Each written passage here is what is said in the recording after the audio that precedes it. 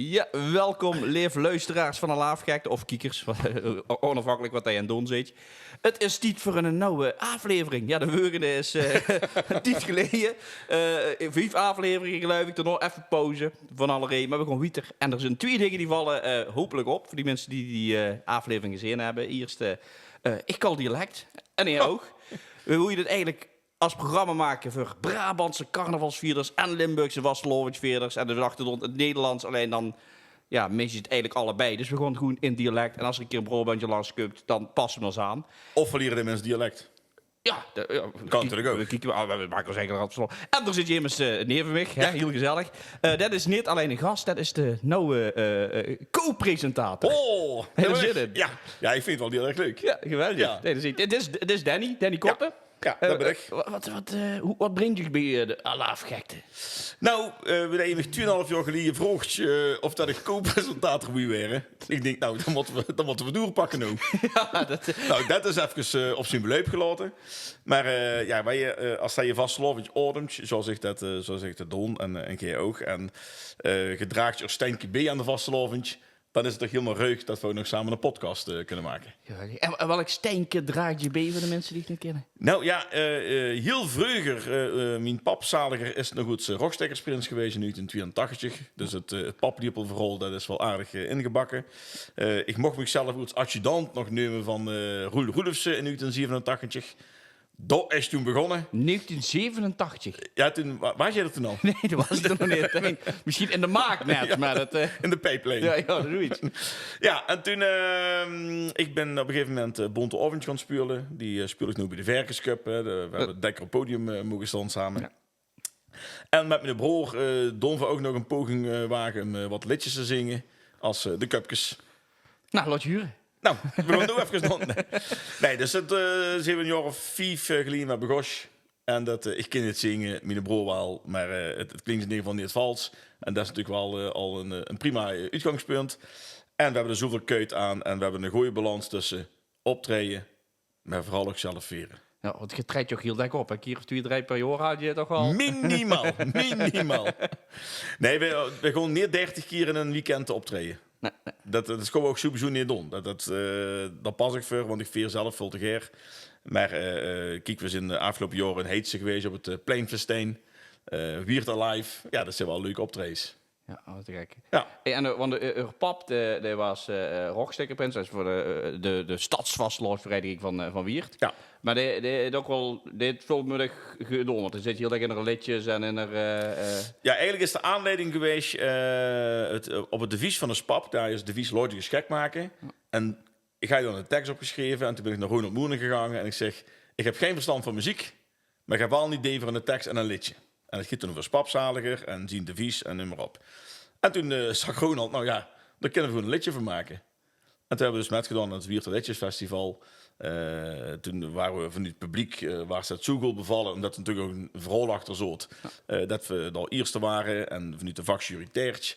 Nou, toen zijn we op doorgegaan en we proberen alles gewoon, of we schrijven alles zelf. Zelf teksten maken. We hoeven geen tekstschrijvers of wat dan ook. Gewoon lekker zelf pongelen en dan gooit je een liedje uit. En als je weer dan is wat en als je niks is, dan schreeuw je het kapot. Heel leuke nummers, gaatje. Met name, ene was wel heel... Geit, hoe smoken schitteren. Hoe was het ook weer bij? Dat was de man met de hamer. Dat was voor een heel schoon nummer. Ja, nou, ja. Nou, ik zal een linkje erbij zetten. Ja, dat is wel leuk. Ja. Dat is ook goed voor de streams op Spotify natuurlijk. Hè. Nee, maar ook daarin. We proberen ieder jaar ook een videoclip te maken. En een man met de hamer inderdaad. Ja, dat zie je dan vurig inderdaad. Dat al inderdaad met een hamer op die roet zitten kloppen. Aan het wachten tot de zoepers klaar zijn met soepen. Ja. En dan houden ze hem op het ebbes.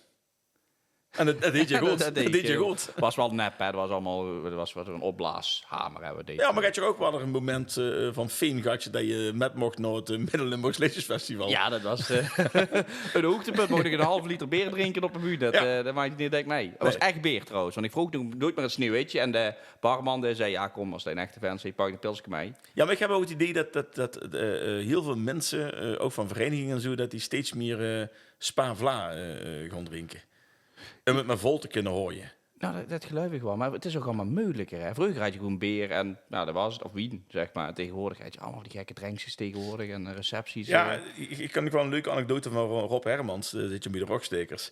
En dan zit vroeger had je een dienblad vol met glazen bier. En er stond dan 1 veldje loog erbij. En er stond dan een spa vla op. En tegenwoordig zie je, er stonden 24 spa vla's op en 1 veldje. En dat is een glas bier. Ja, dat is dan even nog. Dat staat waarop. Ja. Waarop? Ja. Ja, dat is wel een verandering dat ik denk van oké, dat mensen willen het, of kunnen er minder goed tegen, dat kan natuurlijk ook. Ja. Willen niet aangeschoten hoes. Ik heb geen idee. Allemaal met de auto tegenwoordig. Ja. Dat is elektrische fiets of zo. Geen idee. Ja, met valhelm dan. Nou, het is wel, Spap zit dat ook heel dik. Hè. Spap, dit drinkt je alleen maar pils. Dat drinkt het liefste van dat 4% pils. Dat vind je eigenlijk lekker. Ja. Maar die zit ook, je gaat er naar de tram, die doet hier kaarten. En vroeger eerder rijden, dit er ook pils. Ja. En tegenwoordig is het eigenlijk niet pils. Wanneer drinkt je gewoon allemaal speciaal bier. Ja, ja. En dat is allemaal een hele hype. Ja. En ik moet zeggen dat ik pils eigenlijk eerlijk gezegd ook best wel het lekkerste vind. Maar... Ja, maar echt wel aan de Italiaanse zinnig, hè? Ja, dat was een aanbieding. Oh. Ja, ik bedoel, Iers prijs en dat pas... Ja. Smaak maakt niks uit. Nee, het smaakt best goed, mensen. Ja. Ongelooflijk. Hey, en hoe, want we zitten nu, we nemen het op 2 april. Ik heb geen idee hoe lang het met je deuren om het te editen. Dat is even 10 geleden, dus ik gok dat het binnen een week ook wel online komt. Dus als hij dit pas in juni ziet, dan heb ik... Dat is niet gelukt. Dat is niet gelukt. De Vastelovend is eigenlijk net voorbij. Maar wat was het hoogtepunt van dit jaar Vastelovend terug? Wat was het hoogtepunt van dit jaar Vastelovend? Dan denk ik inderdaad toch wel Pleinfestijn in Heetse. Dat was echt wel mega. Dat is een festival. Dat is het kleinere breurke ding van de Statie. En daar begint je om 1:00 en dan zit er gewoon een plein vol. Het is niet dat het zich aankabbelt en dat om 2:30, 3 uur een keer een plein vol stiert. 1 uur stiert in principe vol. En mega enthousiast publiek, goed georganiseerd. En ja, het is gewoon, we hebben een selfie gemaakt van ons met het publiek dan inderdaad. En dan zie je dan, ik weet niet hoeveel man er zijn. Fietsen nog 2.500 man, geen idee. Beetje. 4.000 man, dat is echt ongelooflijk druk hoor. Maar dat is wel nog de charme van een klein festijn. Ja, met 4.500 man, dat is niks. Dus dat, ja. Maar dat is wel echt ontiegelijk regend te doen inderdaad. En als mensen dan een goede nacht hebben en dan springen ze met en ze door met. Ja, dat vind ik kicken. Eerder jaar vind ik de optocht, dat blijft voor mij het hoogtepunt van eerdere Vastelovendje. 's Morgens, kater een beetje, spek met eier, naar de parallelwieg. Dan zie je al dat schoens en al de eenlingen en groepen en wagens. En dan trekt je optocht en het volk langs de kant. Vind ik het dan nog grappig wat je doet. Ja, dat is de grootste beloning wat je kunt krijgen, vind ik, als optochtdeelnemer. Want dat doen we het ook nog. Hè. We hebben de cupjes, bonte oventje. En we lopen nog de optocht. Ook al een jurk of 22. We zijn geen Nick van Ham, hè, die 4 keer voor jubileum. Chapeau, Nick. Vind ik echt trouwens heel ruig. Voor mensen die Nick van Ham niet kennen. Vleegmachine, Harriet. Ja. 2 keer het Wierterletjes Festival gewonnen. Nou, sterker nog, 2 keer meedoen. En 2 keer winnen. Ja, ik heb Noets meegenomen, Noets gewonnen. Dus een beetje. Dus eigenlijk zit op Zuid-Stramien. Nog. Ja, maar dat is gewoon ruim te doen. En ook zijn Nick van Ham heeft al zoveel kuit aan. Gewoon, het hoeft niet altijd wat vuur te stellen, maar het volk langs de kant wordt dieren, ze lachen erom. En dat is voor mij Vastelovend. Ja, het is wel een bekend cupcover. Hè? Je ziet hem altijd vrolijk voorbij komen rennen. Ja. Ja, en soms zie je ook dat vliegmachine nog om zich heren. En dan kan er nergens binnen wie de ruimtje maar. Ik heb zelfs nog, ik heb zelfs de CD, originele CD van de vliegmachine, ondertekend. Oké. Dus dat. Dat doe je nu zo weg. Dat is mijn pensioen. Ja, dat is misschien wel ruim te zeggen aan het CD dan, gesigneerd. Wie dat ik verliezen jaar ben ik 50 geworden, Abraham. Proficiat. Dank je. Zou je het niet geven? Nee. 40 is al een best een getal. Maar die heeft mijn broer dus inderdaad als liedjes die we dat tot dan haaien op vinyl laten drukken. Nou, dat is gewoon... Ja, dat nemen dat. Ja, heel hoog. Maar dat is wel echt ruim om te krijgen. Dat je gewoon nog eigen nummers op LP ziet. Ja, dat vind ik kicken. Ik heb gezien, ik heb een LP-speler, dus neem je volgende keer mee en dan draai je die... Een beetje scratchen. Hij heeft ook wel een paar reserves, hè? Ja, zeker. Een stuk of 40, nee. Maar kijk, je vraagt nu mee inderdaad, hoe dat mensen zich dan van zo je kennen of wat dan ook. Maar en jij, wat... Ja, alle afgekte, uiteraard. Vief succesvolle uitzending. Hoeveel volgers hebben we eigenlijk?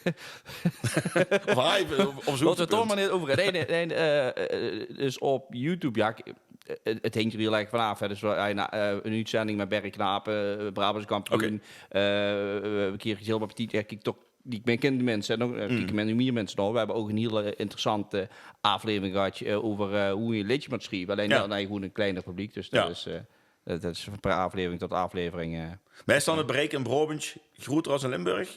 Bedoel je dat dan? Of? Nee, niet helemaal niet. Eigenlijk de meeste luisteraars zeggen, ga je allemaal van die apps, kun je dan een kijken bij. Het grootste deel komt toch wel uit Limburg. Dat is toch wel mensen die je kennen en door een beetje verkieken. Alleen van aflevering tot aflevering, dat we naar juni gaan, door gewoon mensen dan verkieken. De best bekeken aflevering was met, even kijken, met Fiorenza was dat. Oké. Ja, dat was de beste. Ja. En met Danny. Toevallig was het ook Danny. Danny Pauwels. Ja, Danny Pauwels. Ja, maar dat is ook volgens mij de artiest met de meest geboogde artiest van Limburg, volgens mij. Heb ik me laten vertellen. Ja, zo moet je dat ook zeggen. Hè? Zo moet je zeggen. Weet je dat Danny, en moet je niet zeggen dat hij, dan moet je gewoon overreiken, snap je? Ja, maar dat is dus niet. Want we trainen een paar keer op. Dus dat is ook. Maar dat klopt inderdaad. Ik denk inderdaad Jontana of weet ik veel, al die artiesten. Maar Danny Pauwels is de meest geboogde artiest van Limburg. Ja, knap. Ja, ik vind het heel knap. Ja. En hoe kun je meer van? Ja, buiten eten. Dat doe ik dan een keer of angst af. Of een lang seizoen is een kort seizoen. Maar een keer of 50, 60 in een jaar, denk ik. En dan een bonte en wat nog meer. Ja, voor de rest hoor je niet zoveel. Bonte oventje en buurt eigenlijk. Maar moet ik dan een debuut schrijven? Moet ik dat vergelijken met een liedje schrijven?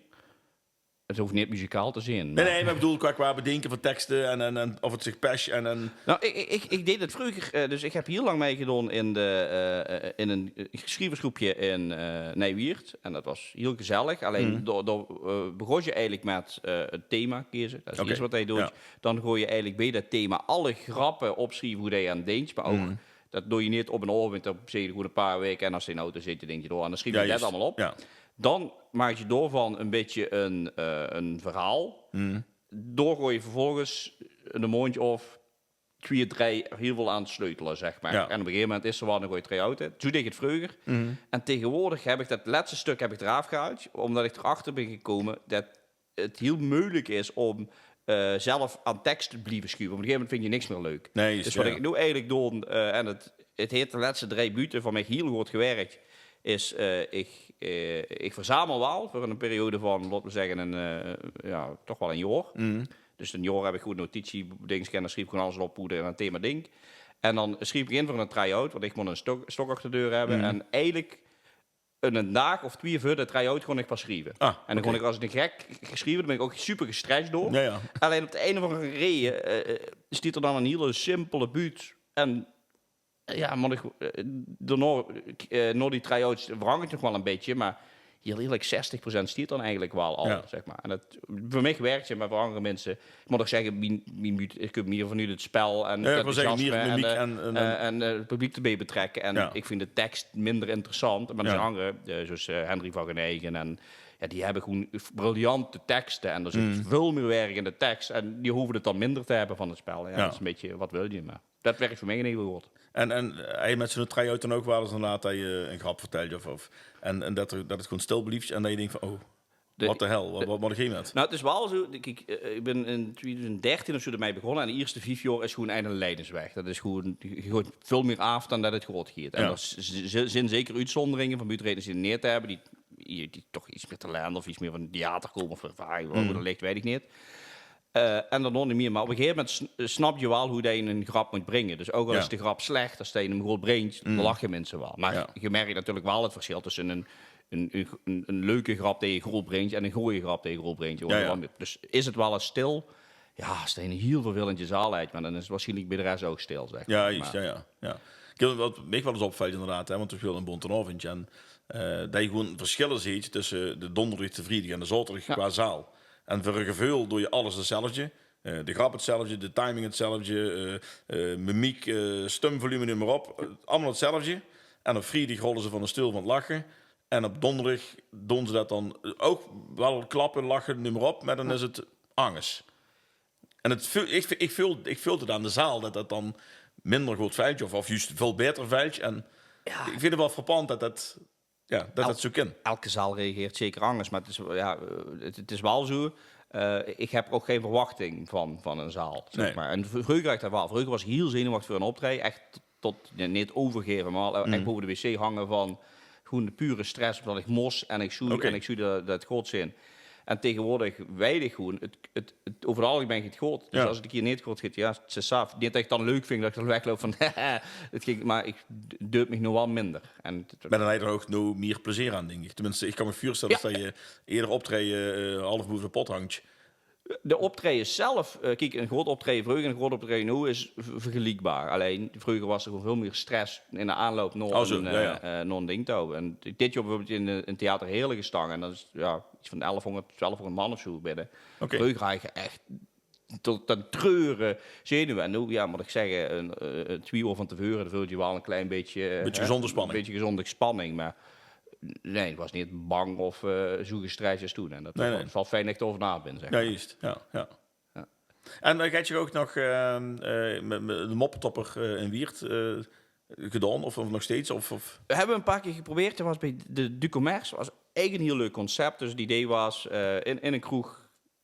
mensen kunnen zich inschrijven om moppen te vertellen. Ja. En dan hangen we dan prijs. Alleen het probleem was, er was vrij weinig animo voor de moppenvertellers. En ik kwam eigenlijk alleen maar buurtrainers op af. En dan moest ik ze eigen vragen, kun je ook een 20 minuten moppen vertellen? Ja. Dus ik ga eigenlijk meer hoop dat er, weet ik veel, 20 man mee die dan allemaal 5 moppen vertellen. In plaats van dat er nu 4, 5 zijn. Dus leuk concept, alleen nu is echt van de grond gekomen. Ja, ik heb het jou mogen presenteren en ik vond het wel een hele leuke avond namelijk.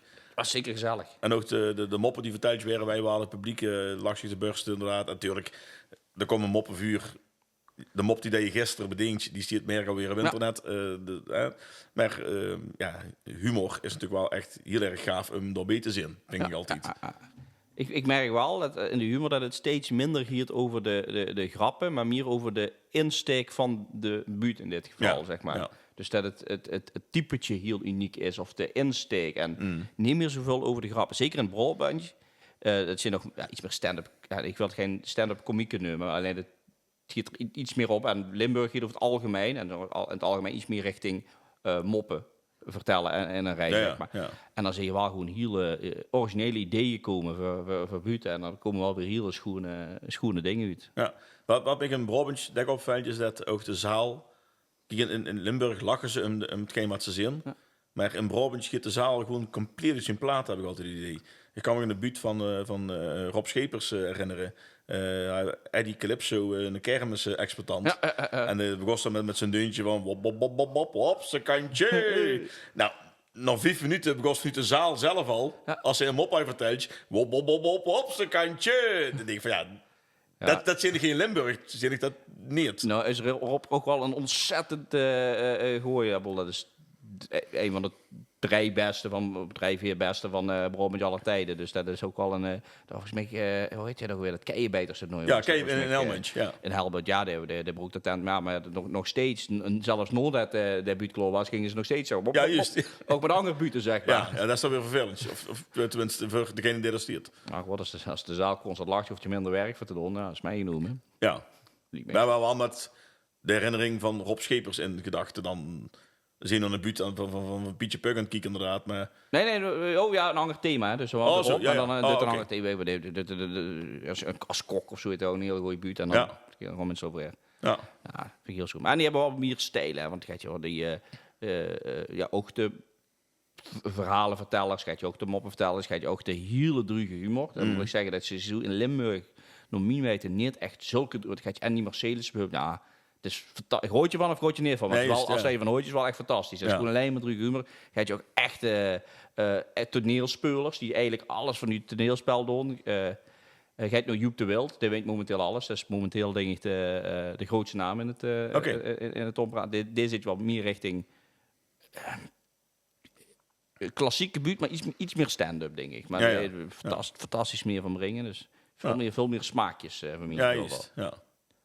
En hier in Limburg, zit er al all-time classics bij? Of dat je zegt van dat is echt een icoon in de Limburgse buurtwereld? Ja, daar gaat je heel veel iconen in de Limburgse buurtwereld. De meesten zeggen natuurlijk Pierre Knoops. Ja. Moet ik heel eerlijk zeggen, dat is goed niet mijn generatie. Dus een beetje zoals Charlie Chaplin, zeg maar. Niet de naam, maar niet echt niet heel lekker zin. De beste in mijn optiek is Jan Gerards. Die heeft eigenlijk geen slechte buten geschreven. Nee. Sinterklaas is, denk ik, door de meesten gezien als zijn beste buut. Maar nogmaals, die deed ook de tooien door de sumo-worstelaar. Alles wat prachtig. Het is helaas wat minder erbij, met gezondheid wat minder. De treedt zover ik weet niet meer op. Hoe het niet via de weg. Toen is een Kelpen geloof ik. Oké. Ger Frenke is qua aantal titels, die heeft volgens mij 7 gewonnen en nog een paar keer de Butencup. De beste. Die heeft ene hele sterke buut, de Zaadlap. En dan zijn er nog een heleboel die... maar er was in Limburg was er een soort, niet per se regel, maar een gentleman's agreement. Stel je 3 keer won, dan deed je niet meer mee aan de wedstrijd, dan gaf je andere kans. Oké. En sommigen hielden je zo aan en anderen hielden zich er niet aan. En die zich er niet hielden, die zijn al wat langer in de picture gebleven. Ja. Misschien heeft ze door ook, waren die anderen ook doorgegangen. Waren die ook daarbij? Ja, voor mij gevuld. Maar, maar als hij echt op man vroeg Wims de beste, Jan Gera, dan stel je mij vroeg Wims de beste in Brabant, zou ik zeggen Barry Knapen. Dat is toch wel de... Ja, wat mij van Barry Knapen, ik heb een keer bij Fabrikant Plezant dit ook ieder jaar zien ding. En wat ik knap vind aan een buut is dat je in een vol café, hoe dat mensen al een oren 4, 5 hebben staan pumpelen, dat je nog het publiek pakt. Ja. Want vroeger had je dan de herrenzitsingen wierd en hij is ook op een gegeven moment een keer om 3:30 'middags een buurtrenner. Ja, het was, ik ga gewoon compassie met de mensen, want er soort volk die waren vanaf 10:00 'smergens aan een beer aan het drinken. Ja, die mensen, die veel gewoon compleet.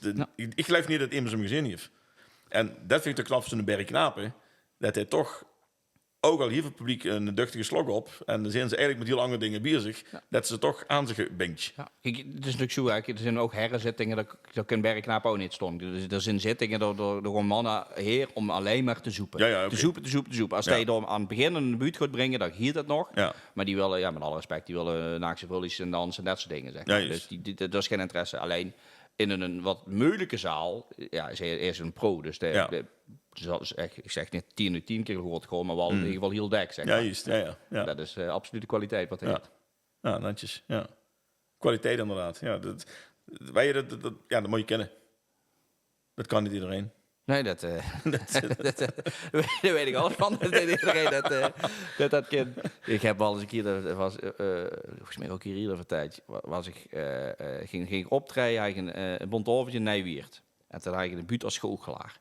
En dat was, de buurt is nu echt wat geworden, alleen de oven broek echt voor mij gevoel de tent aan. Okay. Ik doe misschien nog zo'n video's en zeggen van, veel toch nog wel mee. In mijn beleving heb ik echt de tent afgebroken en ik bel die toen zo op. Ik zeg, de tent afgebroken en ik moest er nog een keer optreden in Fatima bij die deed een carnavalszittingsoventje, zeg maar. En ik kom daar binnen en het geluid kraakt je nogal redelijk. En de Frans moest daar presenteren en die keek me al aan van plots.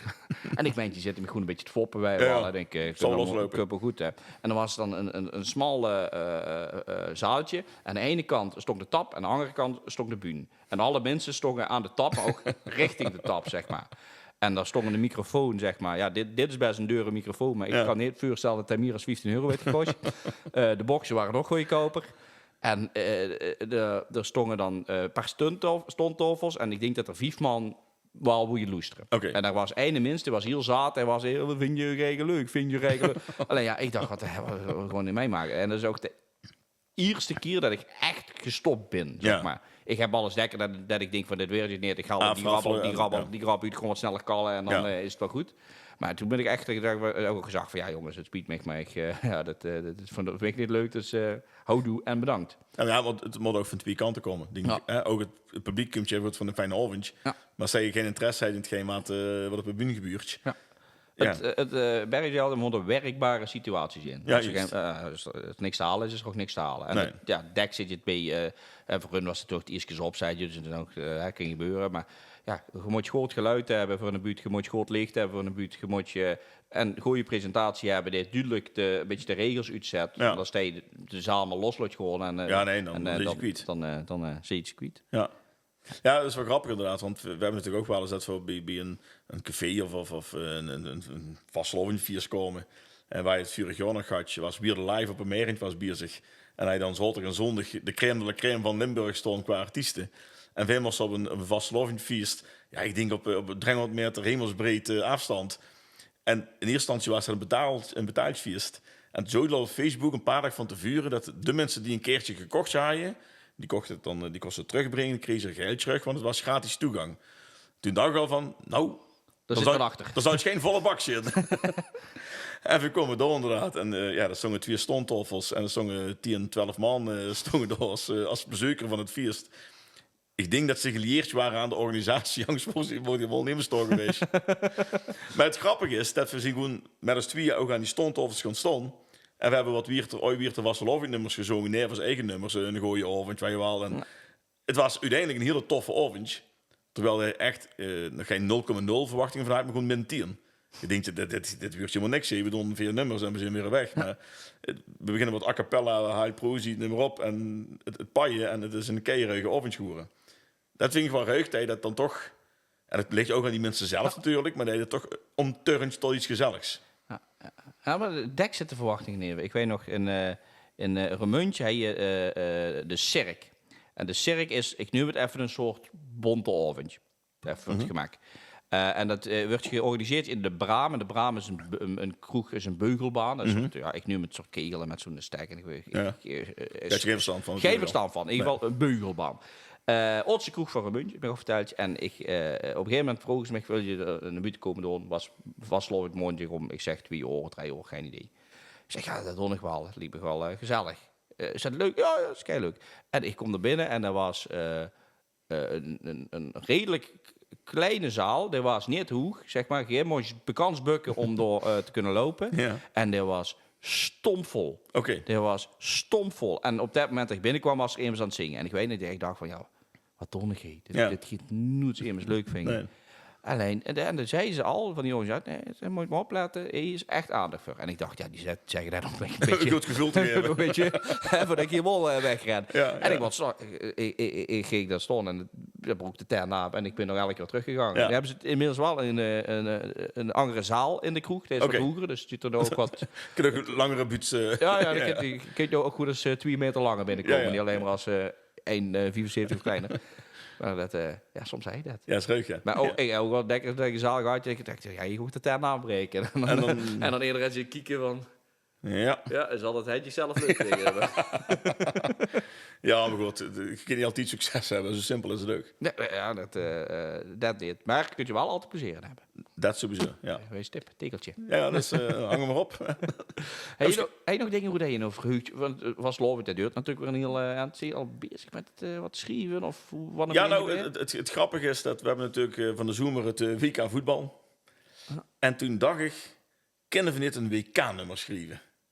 En dat kennen we. Dat gaan we de 21 april gaan we het inzingen bij Ronald, bij Studio Difference. Oh, dat zit er al lang online. Dat zit er al lang online. Dus de mensen die denken van, de cupjes komen met een WK-nummer dadelijk. Je hebt het Jordan-P zeggen. We zien zo wel uit.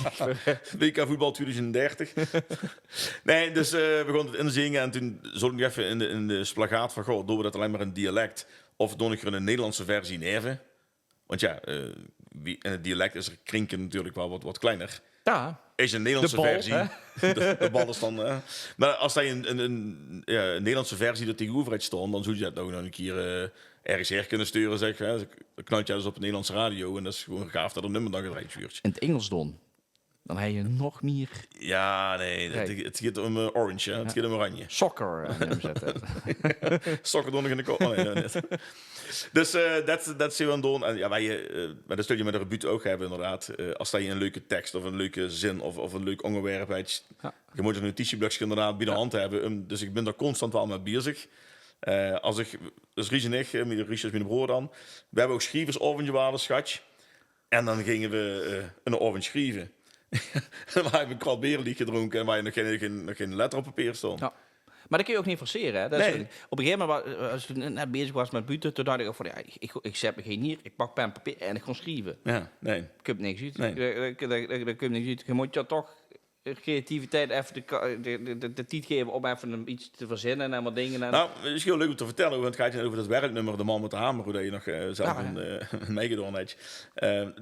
hoe dat liedje ontstaan is, dat is op zich wel een leuk verhaal. We gaan in de Friede 4 vastelovens schoten naar de tram. Ja. En bij de tram dan gaan we dan een gezellig oventje hebben. En we zijn nog met een andere kameraad en we drinken op zich een aardig tempo. Ja. En mijn broer, die doet dat wat langzamer. Die heeft altijd 2, 3 glazen weer vast. En dat joogt met heel veel mensen ook hier lang. Dus wij de oventje gezakt bij je waard, Richard. Geef bij de tempo. Dan hebben we weer een rustig oventje. En dan je het gevoel gehad dat je alles bij je kan houden. Ja.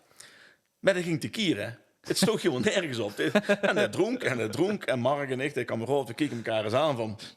Het zal wel goed gaan, hè. En dan hoe nog een shotje wodka en het hield niet op. Nou, toen komen we boeten en we fietsen over de Maasport. En toen zo zien de fiets al zo'n beetje zo van links naar rechts, zo'n wijltje, zeg maar. Maar op een gegeven moment schoot ze de bandong uit en hij viel met zijn gezicht, ja, echt paaf op de grond. Er was nog geen hand waar we je opvangen. Dus in het begin schreef ze natuurlijk te bursten. En even kijken of alles goed was, en heel wat bloot en heel wat blauw. Maar op zich, het ging wel. Ik vind het heel klote vrucht dat je dit nu weet, maar ik heb wel een liedje bedacht. De man met de hamer. Dus zo is dat ontstaan. En dus daar hoef je geen schrijvers over voor te hebben. Dat ontstaat gewoon letterlijk op een straat. Is dat van Kreuk? Ja, helemaal wel. Dat wist ik niet. Ja. Origin story. Ja, dat. Fantastisch. Ja. Hey, en we gaan, we zijn nou van het hoor. We gaan binnenkort natuurlijk weer afleveren doen. Wat komen we doen? 1 keer per 2 weken, 1 keer per 3 weken, elke week, elke dag? Hoe gaan we elke dag liep ik een klein beetje overdreven, want dat willen we de mensen ook niet aandoen. Maar een keer in de 2 weken of zo. Ja, laten we erover begonnen. Maar misschien wel leuk dan, want ik weet niet of ook andere vastelovensgekken kijken. Vastelovensverenigingen, optochtlopers. Verenigingen, artiesten, optochtlopers, enthousiastelingen. Misschien zijn er mensen die met een hele aparte traditie meedoen. Als ik nu zo doe dadelijk, kun je dan zo'n bergje erongen doen dat dan te zien is? Waarschijnlijk kan ik het gewoon onderzetten in de tekst. Maar als dat niet lukt, Jan, alaafgekte.nl. Is het dat? Ja, dat is het. Gewoon alaafgekte.nl. En dan staat er contact, dat je op contact, dan komt een formuliertje en dan stonden er 4 opties. En een daarvan is, ik wil graag te gast zijn bij Alaafgeitje. Nou. Vul je in. En eigenlijk als je kunt ademen en kallen, dan weet je ook redelijk goed uitgenodigd. Ja, want we wel zorgen dat die mensen iets meer beer krijgen als wij ook gedaan hebben dan. Want ja, dat was redelijk schemel. Maar goed. Ja, dat is ook vlug weer de eerste keer. Ik snap dat erin moet komen. moet er even heen komen. Maar mensen, als jij inderdaad interesse hebt, dood op dat button. Ik wil graag naar alaafgekte.nl en dan zitten we met de misschien. Ja, en Wiert, met z'n allen. Nou, geweldig. Nou, fijn dat je er was. Fijn, gezellig. Dat hebben we er zin in, hè? Dus een co-host, dat is fantastisch. Ik vind het ook fijn dat je me gevraagd hebt, inderdaad, 4,5 jaar geleden. Voordat weet je er, hè? Toen was ik nog in mijn 40ers, nu ben ik 50. Maar fijn dat we er zijn en laten we iets leuks van gaan maken. Goed dan. Nou, dank jullie wel allemaal voor het kijken en voor het luisteren. En tot de volgende keer. Groetjes.